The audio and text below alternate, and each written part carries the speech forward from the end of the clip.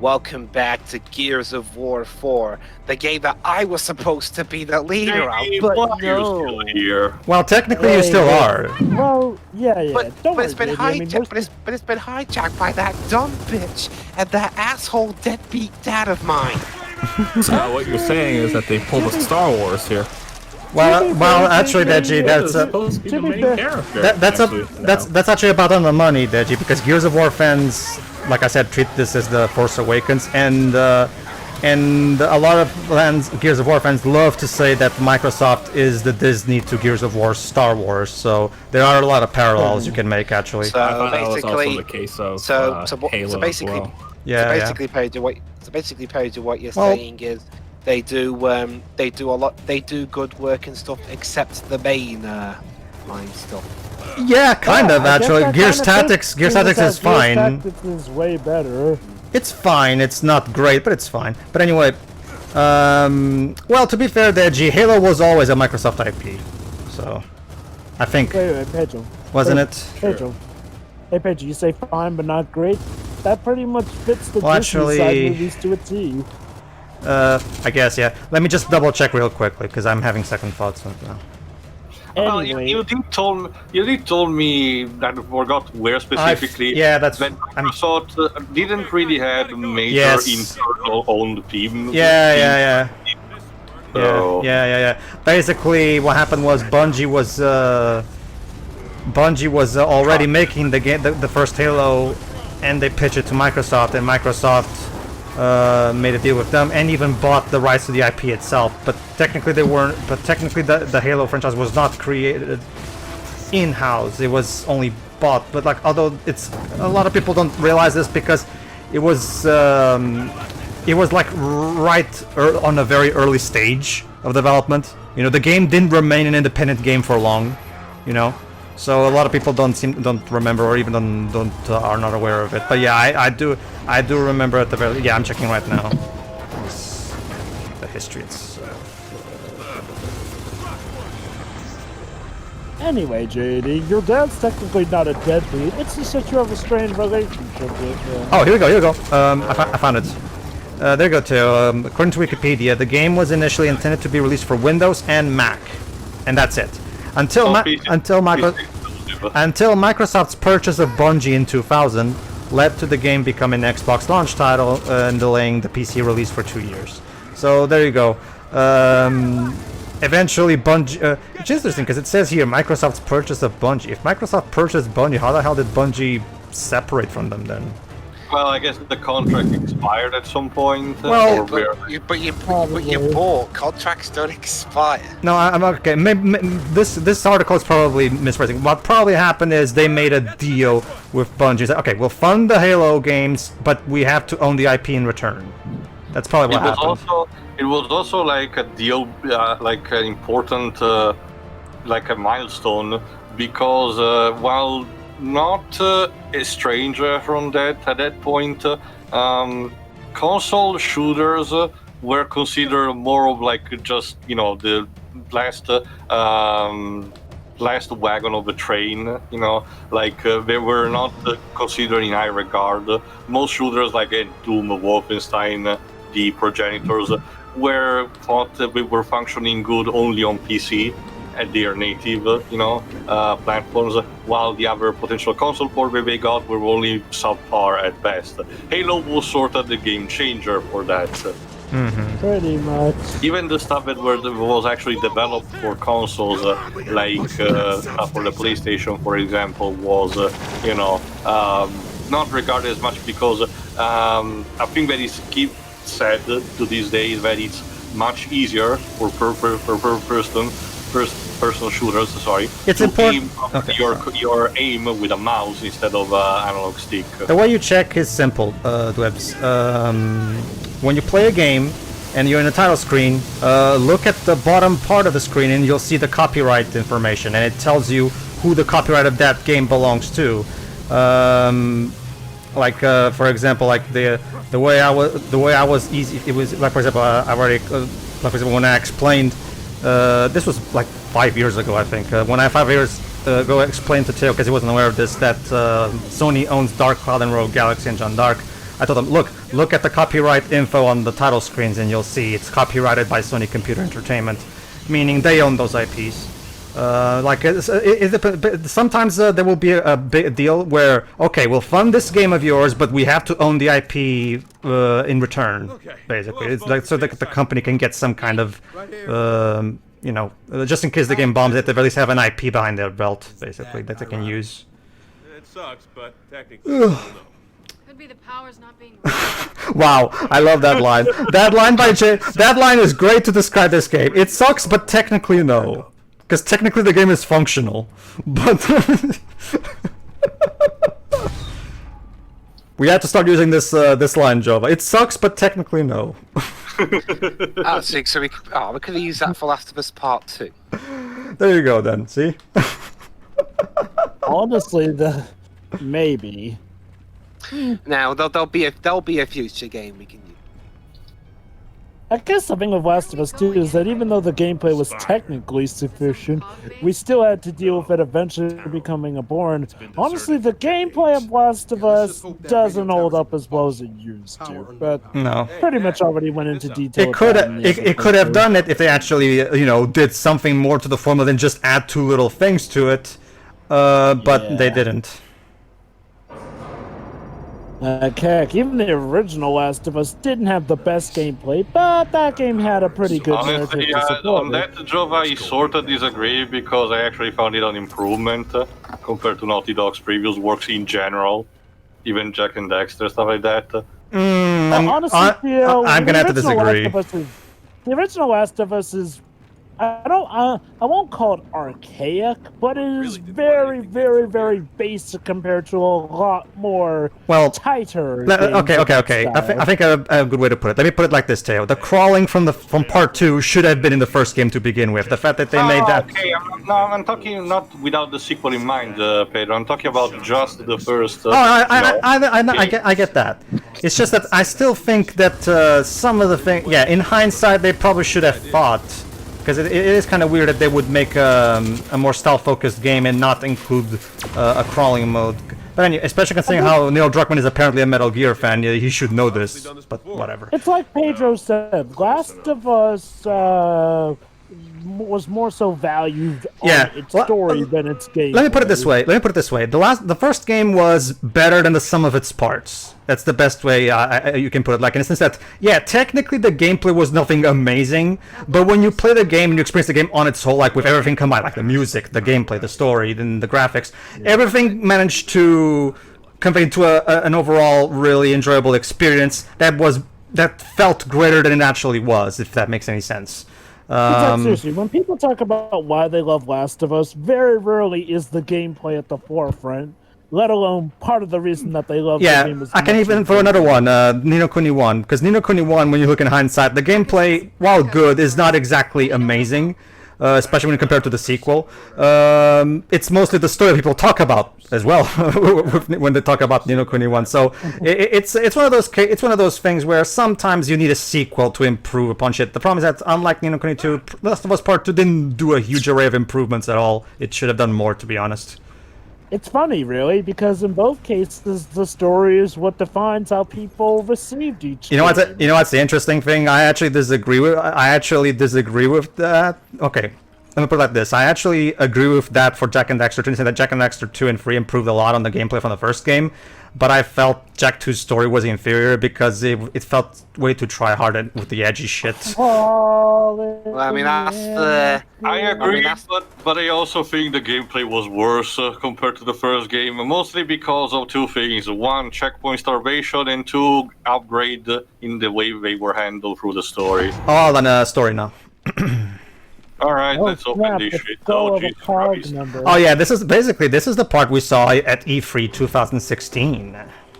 I think I remember something. Oh, hello. There you go. That's the locust that kidnapped Reyna at the beginning of the game. You motherfucker! Yeah, you can tell it's him because it has the cut arm. Yeah. And also because he has crystals on him. Well, all of them have, Jova. So. Well, not like in that kind of... Oh, fuck, it talks. Yep. Yeah, this one talks for some reason, and then the game never explains why this specific one talks. For the record, Deji, aside from the Queen, none of the Locusts have ever talked, but this one can talk. Even the more intelligent quote-unquote Oh my god, that looks like a fucker from The Last of Us. Okay, Gear Statics does introduce a new Locust leader that can talk, but this game came out way before Gear Statics, so let's not mention Gear Statics for now. It's a fucker. It's actually well, let me just finish my thought. He's like a crystallized Brumak, but go on. The technical term for that locust is a Brumak. Remember, Teo, we're trying to pretend that they're not the locust, even though they totally are. Yeah, no, it was written like that in the dialogue. So what are you supposed to do? Just call him the Brumak, you fucking morons. But anyway, the basic gist of it is that this Brumak is crystallized, so obviously it's not as easy to kill as the previous one, so you have to rely on explosions from this thing, as you're about to see. Alright. The problem is that it requires a lot of bullets. Yeah, there you go. Just like you did. And there you go, now it's electrocuted, and when it gets electrocuted, its blisters are exposed, aka those little orange shoot here you dumb fuck dots. And shoot there until he dies, basically. Just use the lightning. Use the lightning to reveal the hit me here spots, and you'll be fine. And now there you go, shoot it in the balls. Fair enough. I'm literally shooting it in the balls. There you go. Poor Swarm. But anyway, what was I? suppose the idea is like, well, that these aren't locusts because these guys can talk. Oh, I remember. Okay, to explain, Deji. But in the previous games up until this point, none of the locusts, aside from the Queen, have actually talked. Why can the Queen talk? That will be explained in Gears 5. It was simply that they were actually pretty intelligent, especially Rom, who came even Rom couldn't speak properly. It was Rom never talked. Well, no, actually he has a catchphrase, serve the Queen, but that's literally it. I guess, sure. But the point is, the locusts have never actually had eloquent speech, I'll use that term then, aside from the Queen. This locust has eloquent speech, and the game never explains why. Okay, I guess you can make an argument. Oh, okay, this particular locust, the Queen decided to... well, okay, but why this one specifically? Why did this one got taught how to speak, but not Rom? You'd think Rom would be a better choice to give speaking privileges by the Queen, but...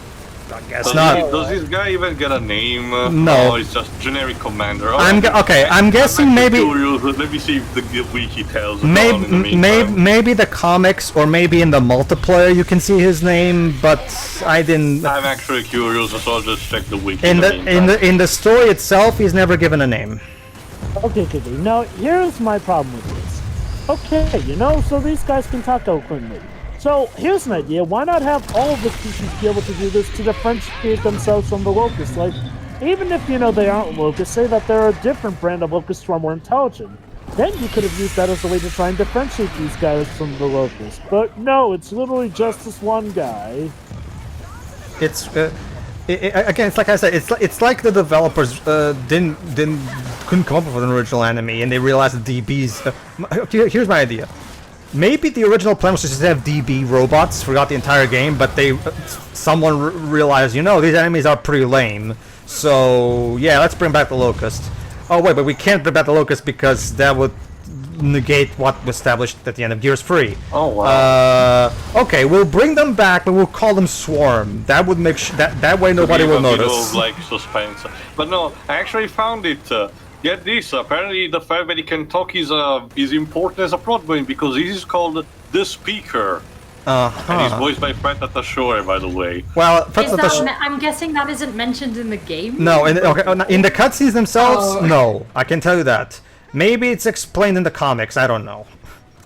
Okay, but if it's not in the game, then I don't care. No, but he has no appearances in the comic. Maybe, I guess the name is either given potentially for an achievement, defeat to the speaker. You see, that's the thing, Teo. If you remember the E3 2016 demo, which is the one we're playing right now, he's about to die right after we finish this boss battle. So it's not like it's not like we're gonna learn his backstory or anything. This would be relatively late in the game, Damn. Oh my god, I think I get it. Well, to be fair, Teo, showing this out of context doesn't spoil anything.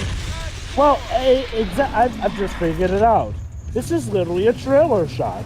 No, think about it. It's literally something meant to make people gasp and go, wait, the locusts are back and they can speak eloquently? Holy crap, I need to buy this game to figure out why.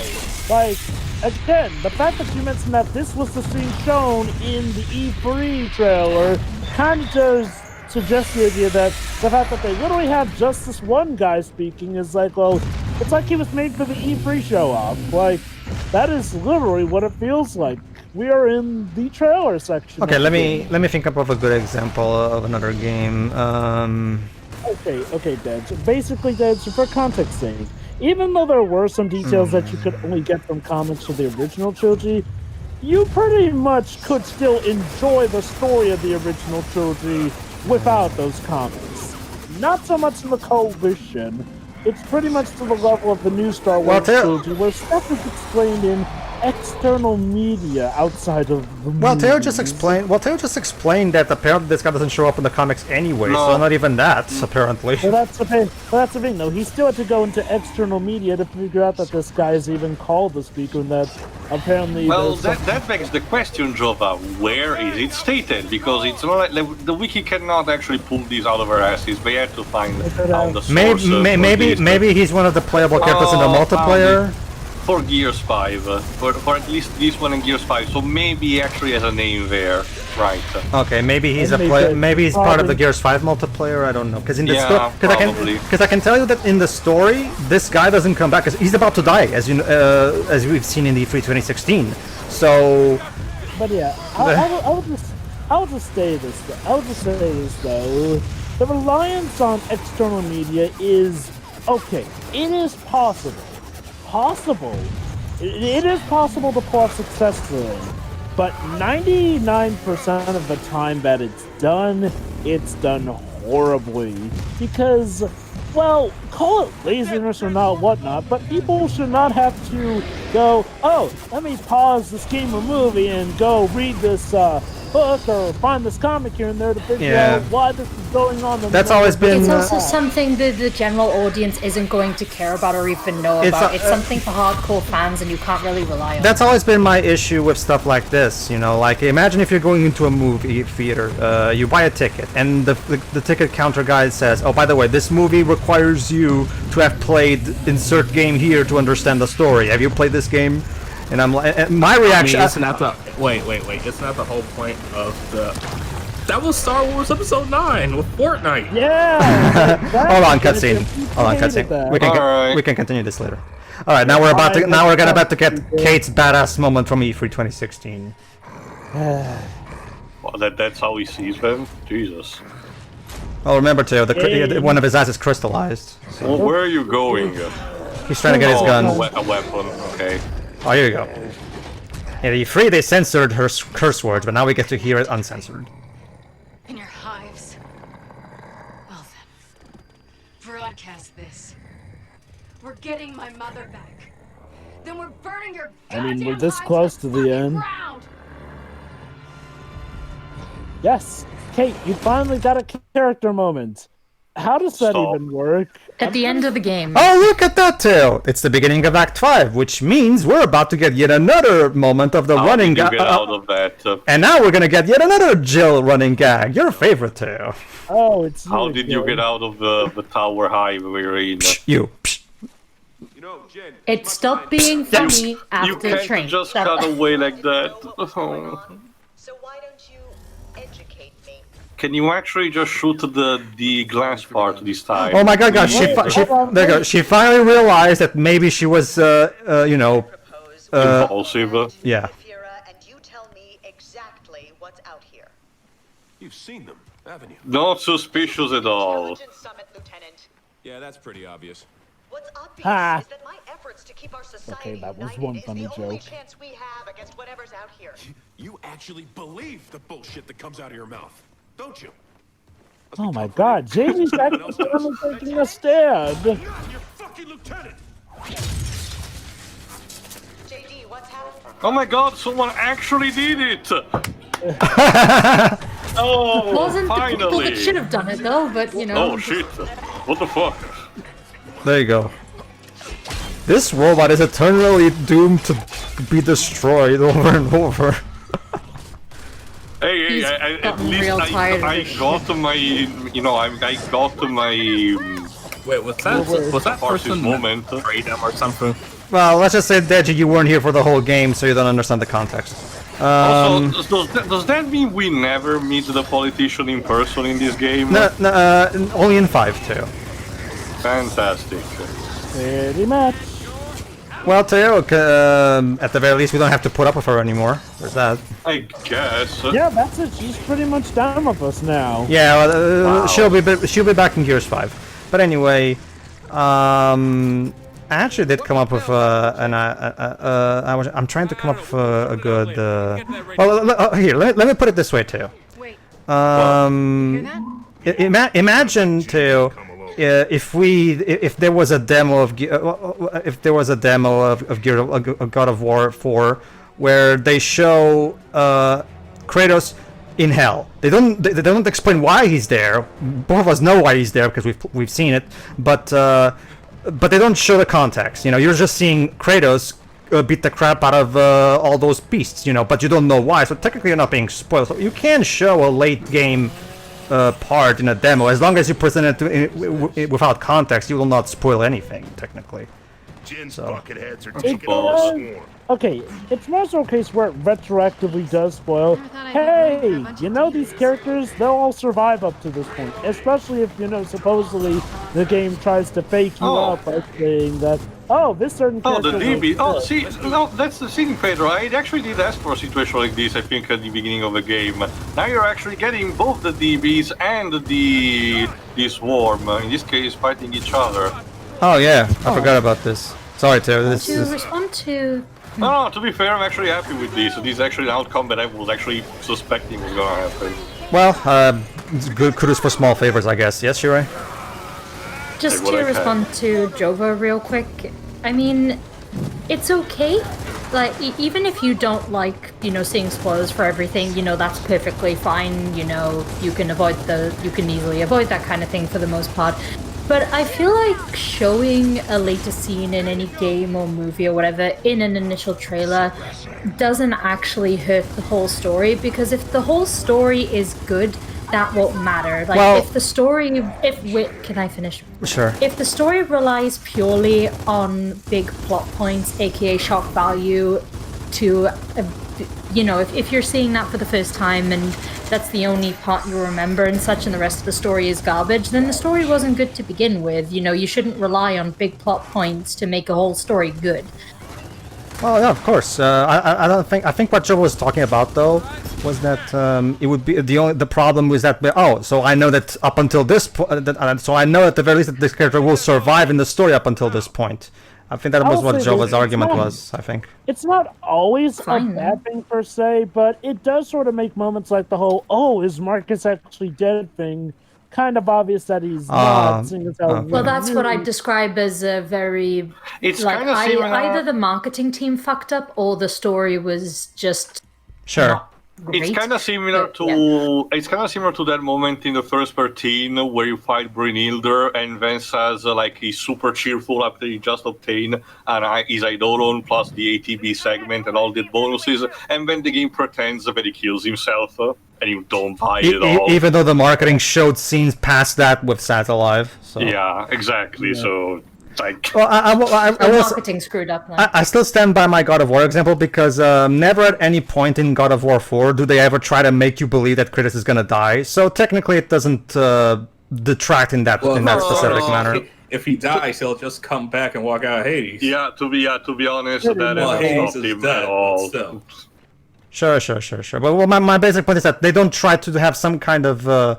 Knowing that Kratos survives the entirety of God of War 4 doesn't spoil the story in any way, I can tell you that, because that's not where the drama comes from, I can tell you that. The drama comes between him and his son's relationship. Well, yeah. God of War has always been about family, I can tell you that. It's about family. And then Freeze ending, we have hope belongs to the people. That's so Hey, come on, get this over. It's interesting because get where they were going with that, in a sense. It was kind of Kratos' own development here out of, But it comes out of nowhere. Which one? Because throughout the entire game, The whole power of hope was inside you all along. I don't he was know. killing people throughout the entire game, doing the world. No. Okay, Dej, I will reserve the potentially this stuff for actually God of War 3, but the entire point of that particular ending was not really to like redeem, quote unquote, Kratos or not. Not really. Was only to one justify why he was so OP despite tackling literally, you know, the elemental powers incarnating gods, you know, and two, him deciding how to complete his vengeance in his own terms, not the one dictated by someone else. Not just that. Ultimately expressing his freedom as a person and not as a tool. Not just that, but it wasn't meant. The idea was not to quote unquote make. Kratos is a good person now. No, that wasn't the idea. No, that's I know that's how it was trying to do, but it's just like he releases hope upon the world. It's like, wait, what are we doing? Well, here's the thing. Like, technically, that doesn't. I fail to realize why that's a problem because I mean, nobody's saying. I don't think the story's not trying to imply that. Oh, in this one occasion, this bad person brought hope to the world. Therefore, it's okay to follow bad people. I don't think that's the idea. I think that's a bit... No, I just find it comes out of nowhere. And it's just poorly executed. I will reserve that for when it's more on topic. Anyway, yay, more locusts to defeat. Yeah, I guess the DBs are just gone now. Whatever. That's the thing to actually, that's just defeated. Actually, that's a good thing to say. That's the thing too. Most of the time, I didn't even notice that the DBs are helping because the DBs are kind of useless. I'm going to be totally honest with you. They have the aim of stormtroopers. Okay. Do they even show up, like even in cutscenes for Gears 5? Like say the forces of a politician? No, because the politician is only seen in her office in 5. Oh, great! She's like Jebediah Stone in the Iron Man video game. Obadiah Stane. Well, to be fair, it's more so the fact that she never leaves her office anyway. Even in this game, it's a robot that transmits her shit for her. So Pedro. Yes, Jova? Which robots are more useless allies? These guys or Victor's robots? Well, Victor robots like literally never help you. They either just attack you immediately. There is that one moment where Victor is actually fighting alongside you, where they are there is too. helping you. Yeah, there is too. God, I forgot about that. Well, I don't blame you. You're getting something from Knack. It's very difficult to explain that because they're two different types of gameplay, but. Well, I mean, all the same, it's still about robots that are supposed to be helping you. I guess they're on par. I guess they're both on par with each other. I can't really think of any. These ones actually do more stuff. Sure, they're more fragile, but I guess they actually do accomplish a bit more than you know. Just be the goblins in the Knack world compared to like the robot humans are severely more overpowered. If it isn't for Knack, they will steamroll the shit out of everyone for some reason. Even when they attack the monks are actually, despite their superiority, the monks are actually in disadvantage and Knack has to save the day. Yeah, I think I'm gonna agree with Theo and like, well, at least the robots here actually are more productive. Mm-hmm. Oof. That is sad. Excuse me, I'm trying to pass through. I wonder why you didn't just saw him. Because he's wielding that heavy weapon. Right, the heavy weapon, never mind. It's one of those heavy weapons that you have to hold on to, isn't it? Yeah, the one that you don't have to carry in your arsenal, but you know, you have to just pick up from the ground. Every major third-person shooter actually has one of these, at least one of these. Like, it's similar to the weapon that the Drake Nate picks up in Uncharted 2 near the train sequence from, I think it calls Tweedledum and Tweedledee. No, I think you're mistaking it. Well, because it calls like that in the Italian translation, probably have a different name. Okay then. No, I can tell you that that's not what it says in the English. The two heavy guys with a machine gun. Neither the English original nor the Portuguese translation have that. So I can tell you already that that's Italian liberties taken. Then. All right. Well, it's still an interesting way to put it, though. To your credit. But I just wanted to point out that that's clearly Italian exclusive from what you just told me. Sure. I mean, Teo was showing me via his stream, the Italian localization of Ni no Kuni 2, and he was because he wanted to properly judge it on his own, and and he explained me a few things about it that that I did like knowing. So, like for example, like for example, Jove, you know how in Leaf Book they do that thing where they even Shira mentioned this, where they parody the whole social media aspect of today's culture and stuff like that. According to Teo, apparently they changed it so that to reflect how the Italian people write on social media, particularly say bodily reflects how the boomer generations tend to write on social media. Yeah. It boils down to that localization should be invisible philosophy that level 5 has. But anyway, see you for the next part, everybody, where we finish the epic conclusion of this game that barely just started. See you. Game that is shorter than Gears 3. See you, everybody.